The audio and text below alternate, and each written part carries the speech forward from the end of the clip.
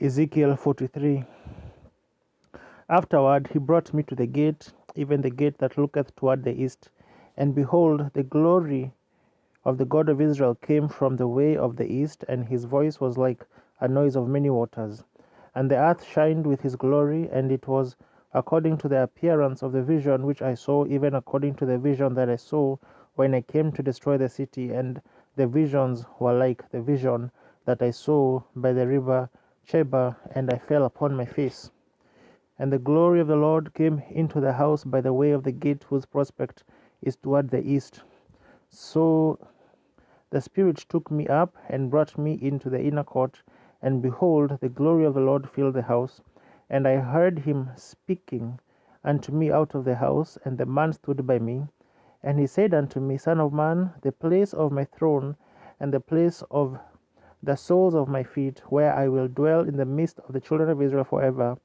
And my holy name shall that house of Israel no more defile, neither they nor their kings, by their whoredom, nor by the carcasses of their kings in their high places, in their setting of their threshold by my thresholds, and their post by my posts, and the wall between me and them. They have even defiled my holy name by their abominations that they have committed. Wherefore I have consumed them in mine anger. Now let them put away their whoredom and the carcasses of their kings far from me, and I will dwell in the midst of them forever. Thou son of man, show the house to the house of Israel, that they may be ashamed of their iniquities, and let them measure the pattern. And if they be ashamed of all that they have done, show them the form of the house, and the fashion thereof, and the goings out thereof, and the comings in thereof, and all the forms thereof, and all the ordinances thereof, and all the forms thereof, and all the laws thereof, and write it in their sight, that they may keep the whole form thereof, and all the ordinances thereof, and do them. This is the law of the house upon the top of the mountain. The whole limit thereof round about shall be most holy. Behold, this is the law of the house, and these are the measures of the altar after the cubits. The cubit and an handbreadth, even the bottom shall be a cubit, and the breadth a cubit.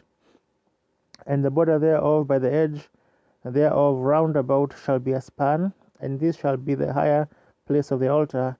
And from the bottom upon the ground even to the lower settle shall be 2 cubits, and the breadth 1 cubit. And from the lesser settle even to the greater settle shall be 4 cubits, and the breadth 1 cubit. So the altar shall be 4 cubits, and from the altar and upward shall be 4 horns, and the altar shall be 12 cubits long, 12 broad, square in the 4 squares thereof. And the settle shall be 14 cubits long, and 14 broad in the 4 squares thereof.